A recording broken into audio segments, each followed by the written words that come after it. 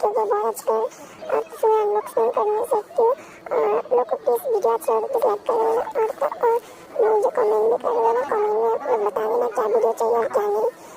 तो प्लीज़ फिर से मैं लेके आऊँगा क्ले अनबॉक्सिंग। क्ले को हम कुछ बनाएंगे, ज्वेलरी वगैरह सब बनाएंगे। तो आप अपने मेरे चैनल को please subscribe and like comment share कर देना। तो इसको कलर करने से बहुत स्मूथली हो जाता है। आप देखिए ब्राउन कलर का है, देखिए कितना अच्छा है।